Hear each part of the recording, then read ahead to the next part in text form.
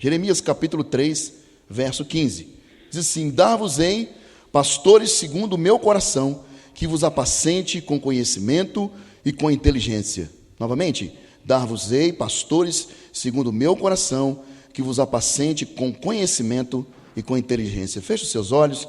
Pai, concordando com a oração da tua filha, Senhor Deus, que já colocou a palavra diante do Senhor, nós oramos pedindo a instrumentalidade do Senhor também. Ó Deus, alimente-nos nesta noite com a tua palavra, Senhor Deus, que possamos sair daqui desta noite um pouco mais, ó Deus, parecidos com Jesus. Nós louvamos o teu nome, porque sabemos que teu Espírito está conosco, a tua presença, Senhor Deus, é notória. Louvado seja o teu nome. Receba a nossa adoração, o nosso louvor, a nossa vida em teu altar, em nome de Jesus, para a glória do teu nome. Podem sentar, irmãos? Bom, existem duas datas sendo comemoradas hoje, né? Quais são elas? Os irmãos sabem? Dia dos namorados e dia de quem? E dia do pastor. Bom, eu não vou pregar aqui sobre namorado, né? Apesar que eu poderia pregar, né? Mas nós vamos falar sobre esse ofício, que é um ofício honroso, não somente para pastores, mas também a palavra presbítero no grego é pastor, né? Tem a função pastoral. Então eu gostaria de estar ministrando ao coração dos irmãos sobre pastores segundo o coração de Deus, nesse texto que acabamos de ler. Meus irmãos, Jeremias, que é o autor deste livro, ele vai profetizar, né? O período de profecia dele vai aí cumprir um espaço de 40 anos. Ele começou a profetizar em 626 a.C., tendo como rei o rei Josias. E ele vai profetizar até a destruição de Jerusalém, que vai acontecer em 586. Então, se nós pegarmos aí, nós vamos ter aí uma totalidade de um ministério de 40 anos. Esse foi o período que Jeremias profetizou. E o contexto aqui do texto que nós acabamos de ler, o capítulo 13, os versos de 1 a 13, Deus está tratando com um povo infiel, e ele os compara a duas mulheres. Inclusive, se nós pegarmos o texto do início, né, dos versículos de 1 a 13, Deus vai tratar aí como se ele estivesse tratando com duas irmãs. Ele vai falar sobre a impenitente Israel e a adúltera ou prostituta Judá. E ele vai chamar uma delas um pouco mais justa do que a outra, mas todas duas foram tratadas ali como mulheres adúlteras. Inclusive irmãs, simbolizando aqui os reinos rebeldes do norte e do sul, e que suas características principais é a insistência em permanecer na prostituição com outros deuses, e Deus ele vai lhes chamar ao arrependimento, falando também de uma longanimidade da parte dele para com aquele povo. Deus estava ali segurando a sua justiça, chamando os dois reinos para se arrependerem. Israel, que é o reino do norte, já tinha ido, e agora Judá estava indo para o mesmo caminho. Quando terminasse aí o período de ministério profético de Jeremias, Judá seria levado cativo por causa da sua impenitência. No verso 14, ele vai chamar-se a si mesmo, né? Deus, ele vai chamar-se a si mesmo como o esposo de Israel, convocando aquele povo a uma conversão genuína. Então, ele, o Senhor, viria para uma comunhão mais íntima com o seu povo, caso houvesse essa conversão genuína. E no verso 15 que acabamos de ler, o Senhor Deus ele faz uma promessa, mediante uma postura fiel de obediência daquele povo, dando-lhes pastores que estaria apacentando aquele povo segundo a sua vontade. Homens capacitados por Deus para governarem conforme o coração do Senhor. Bem, e como seriam esses homens segundo o coração de Deus? E que, inclusive aqui, de forma pedagógica, estariam apontando para Cristo. E uma primeira detalhe que nos chama no versículo 15 é que o autor ele vai falar que o Senhor estaria dando pastores, ou seja, é Deus quem dá pastores ao seu povo ou à sua igreja. A escolha divina para o ministro, para o ofício pastoral não é fundamentada em mérito humano, mas na graça. Jeremias aqui, ele era apenas uma criança quando ele foi chamado. Ele não sabia falar, diz o texto. Foi Deus quem colocou em sua boca as palavras que ele deveria falar para com o povo. E um outro exemplo também é Jonas. Ele era um homem que tinha uma dificuldade de perdoar os seus inimigos. E Deus, ele vai chamar aquele homem e o enviar para fazer a sua obra, contrariando assim a vontade daquele profeta. Jonas foi enviado ou foi ordenado para ir a Nínive e ele faz o quê? Vai para Tarsis, ao contrário, caminho oposto. Ele tinha aversão àquele povo. E ele toma o caminho contrário, mas Deus faz com que ele volte para o caminho para que ele pudesse fazer a vontade daquele que o chamou. Paulo, ele vai também se considerar o menor dos apóstolos, o menor dos santos, o maior dos pecadores, ele vai declarar de si mesmo, mas Deus o colocou num lugar de destaque na história da igreja. Portanto, nossa escolha para o serviço e para a salvação não é fundamentada em nossos méritos, mas única e exclusivamente na graça de Deus. Paulo vai escrever aos Efésios no capítulo 2, verso 8 e 9, que é um texto que nós conhecemos muito bem, porque pela graça sois salvos, mediante a fé, e isso não vem de vós, é dom de Deus. A palavra de Deus vai dizer que os dons e a vocação são de quem? De Deus. E esses dons e vocações, ou vocação, são irrevogáveis, porque é Deus que dá.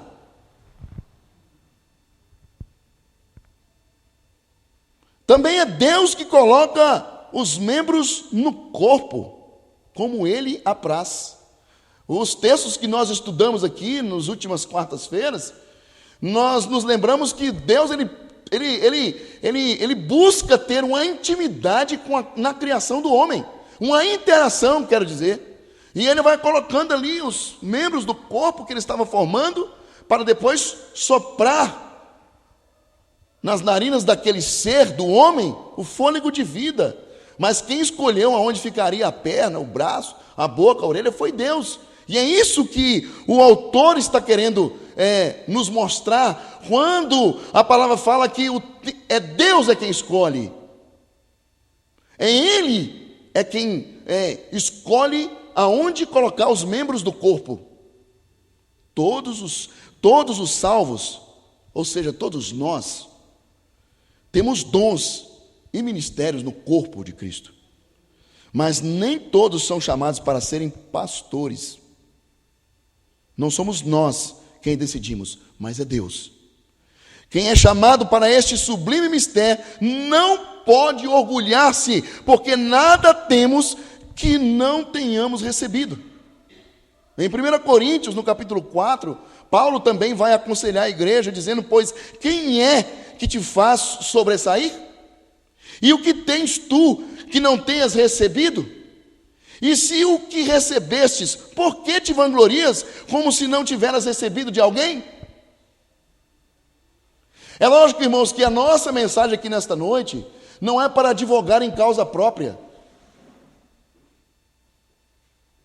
Não é para lembrar a igreja de que existem pastores que foram dados por Deus, mas através da mensagem nós vamos aprender que a figura do pastor, ela vai remeter à importância de que o Senhor é o sumo pastor da igreja. E Ele levanta homens para cuidar da sua obra, para cuidar do seu povo.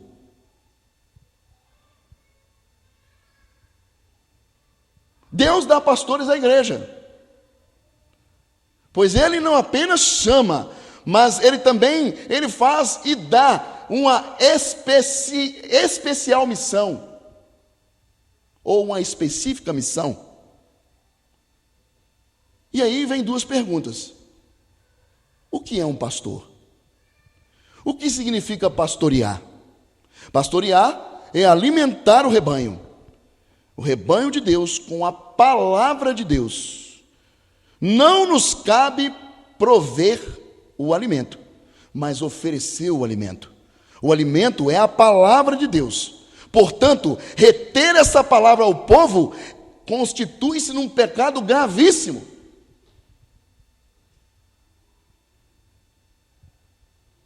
Ontem eu estava conversando com um amigo, pastor, lá de BH. Ele mandou um vídeo no Facebook e eu fiz um comentário. E ele pegou e falou assim: mas o que você entende sobre esse moço que você está comentando? Porque o meu comentário foi um comentário crítico. Aí eu peguei e falei assim: o meu entendimento desse moço é esse aqui, ó. Aí mandei para ele. Porque esse moço diz que Jesus Cristo é o centro do Velho Testamento. E é um pastor novo, deve ter uns 24, 25 anos. Jesus Cristo é o centro do Velho Testamento. Jesus Cristo é o centro do Novo Testamento. Jesus Cristo é o centro da Bíblia. Mas você é o centro de Jesus. E aí, a gente recebe uma orientação da palavra.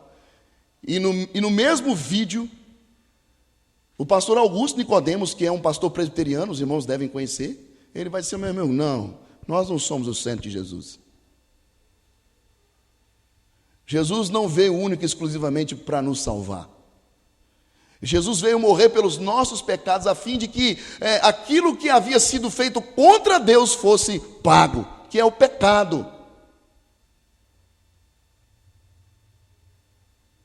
E aí, depois, a gente conversando, eu falei com ele, que por mais que haja diversas denominações, não há justificativa nas diversas denominações para explicar as diversas visões a respeito da Bíblia. Não existe diversas visões a respeito da Bíblia, a visão é uma só, a que ela mesma dá de si mesma.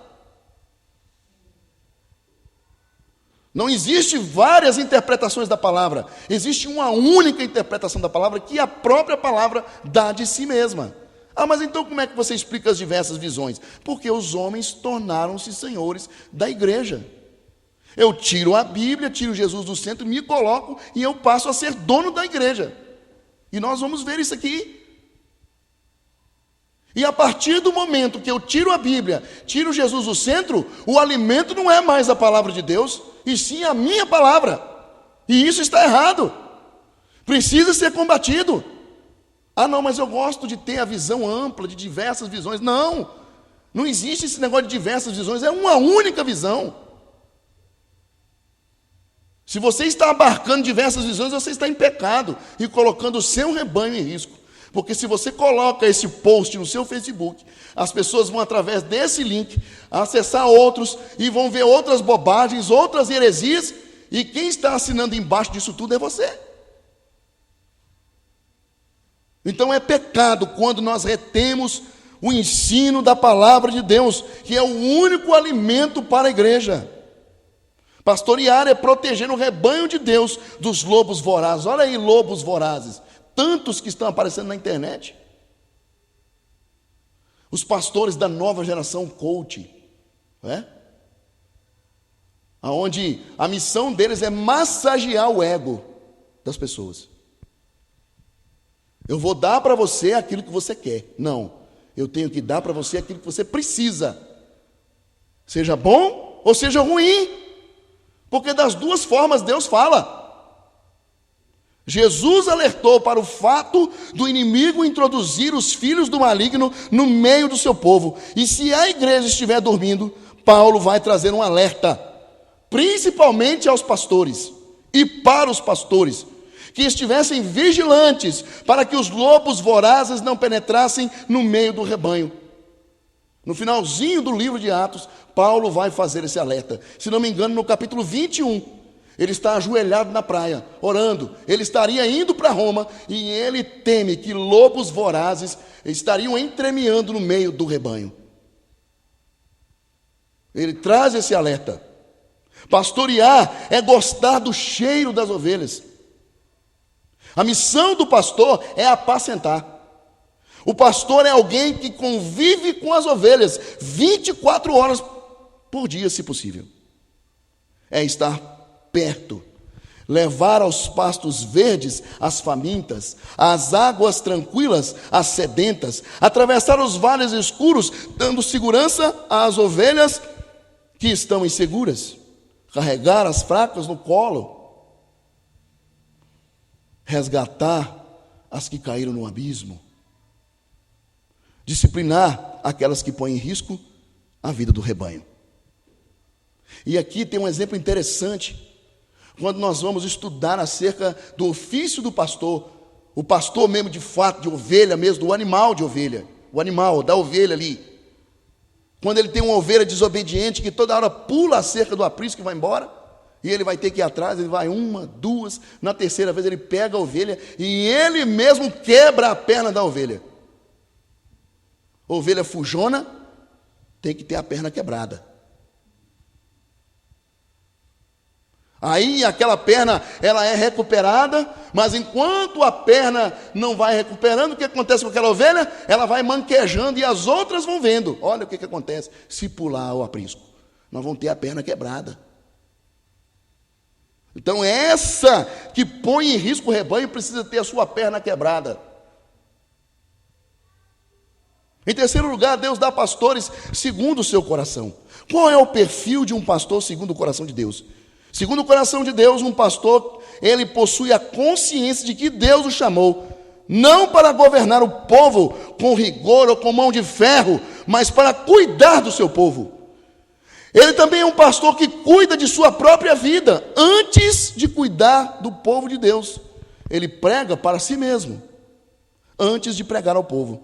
Sua vida deve ser um eloquente sermão, em primeiro lugar, para si mesmo. Um pastor também, ele é um exemplo de vida, de piedade para o seu próprio rebanho. Ele nada considera a vida preciosa para si mesmo, para velar pelo rebanho. Ele dá a sua vida pelo rebanho. E um pastor também, ele precisa pastorear todo o rebanho, as ovelhas dóceis e as indóceis. Eu já fiz parte de uma igreja onde o pastor pastoreava só a nata da igreja. Só os que tinham dízimo grande. E os que ficavam abaixo daquele nível ali, né? A atenção era muito ínfima, bem mesquinha mesmo, bem pequena mesmo. Não sabendo ele que a maioria da igreja é composta de pessoas trabalhadoras e que não possuem um nível financeiro tão alto assim. O pastor precisa pastorear toda a igreja. Um pastor também, ele compreende que a igreja é de Deus, não é dele. Deus nunca nos passou procuração para sermos donos do rebanho. A igreja é de Deus. Uma vez participando de uma reunião no Conselho de Pastores lá em Belo Horizonte, inclusive comentei isso com esse pastor que eu estava passando com ele, e um pastor, pastor de uma grande igreja em Belo Horizonte. No momento ali, só tinha pastores, Eram mais ou menos 450, 500 pastores reunidos ali nesse dia. E eu estava lá, participando dessa reunião. E no momento dos dízimos e ofertas, ele apontou para um pastor obeso no meio dos pastores e falou com todo mundo assim: olha, eu vou ensinar esse pastor aqui a dizimar até emagrecer. Deus deu autorização para esse moço conversar assim? Ah, porque você fez isso contrariando a palavra de Deus, você vai para o inferno. Quem deu autorização para um pastor falar assim?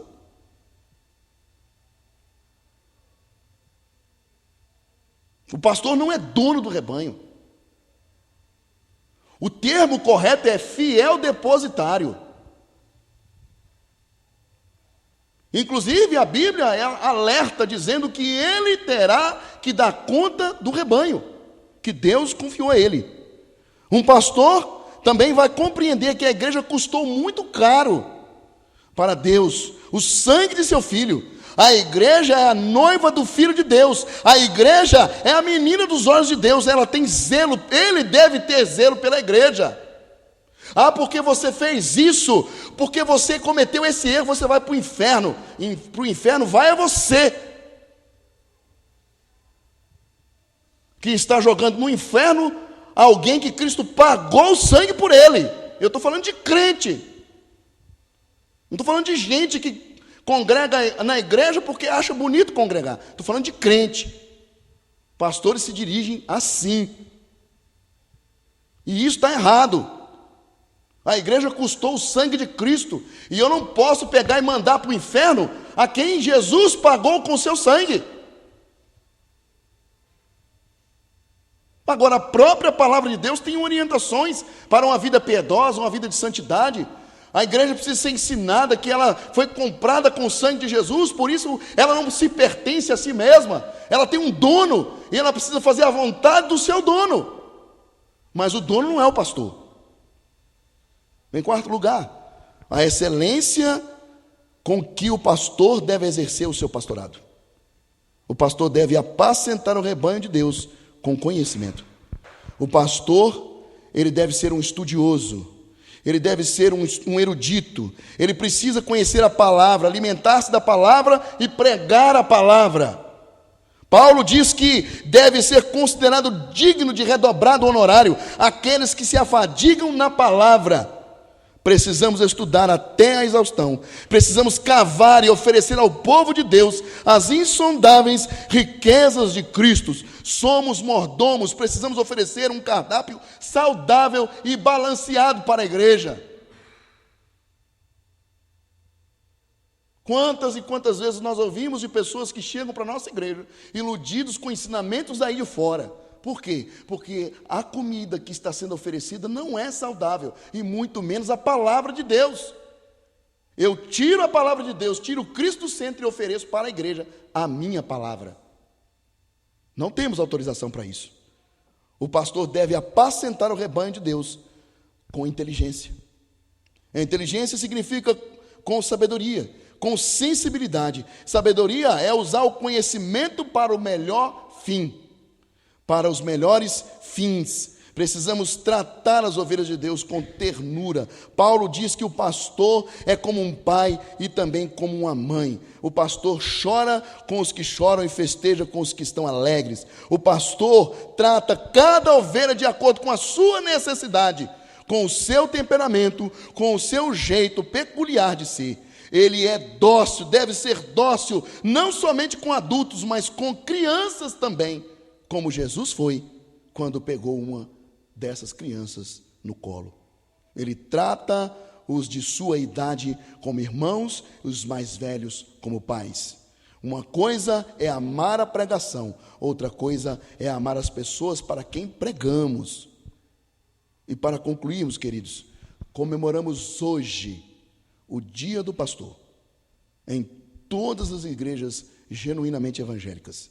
E, portanto, devemos ser gratos a Deus pela vida daqueles que foram chamados a pastorear o rebanho de Deus, cooperando com Ele na lida do ministério, sendo solícitos, dedicados e parceiros na obra que lhe foi confiada. O autor aos Hebreus deixa uma orientação aos seus servos, aos seus leitores, aliás, quanto ao trato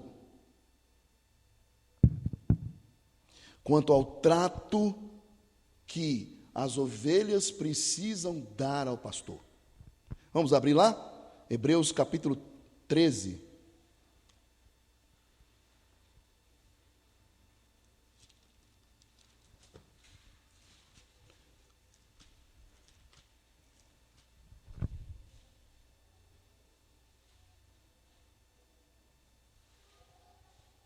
Hebreus capítulo 13.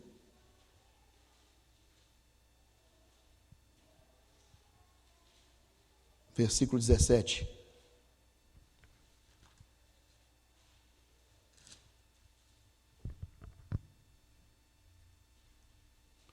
Obedecei aos vossos guias e sede submissos para com eles, pois velam por vossas almas como quem deve prestar contas, para que façamos isto com alegria e não gemendo, porque isto não aproveita a vós outros. Precisamos olhar para os nossos líderes e ter prazer em obedecer, estar disposto, servir juntamente com ele, porque ele não foi chamado, assim como Cristo, para ser servido, mas ele foi chamado para servir. Inclusive, essa palavra pastor significa servo. Por isso, nós precisamos olhar com cuidado e com amor e zelo para com os nossos líderes. Inclusive, neste trecho, meus irmãos, o pastor e comentarista bíblico Matthew Henry, do século XVII, ele vai dizer que é dever dos cristãos obedecerem aos seus pastores, seguir a fé e não se apartar dela. Não uma obediência implícita ou uma submissão absoluta que é requerida, mas somente a que é concordável com a mente e a vontade revelada de Deus em sua palavra. Ou seja, a obediência é devida ao ministro chamado por Deus.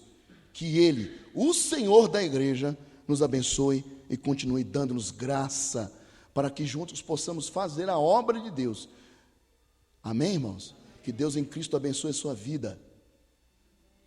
Que o Senhor possa trazer sobre a sua casa, a nossa casa, a graça que Ele sempre tem para dispensar sobre nós. Glória a Deus.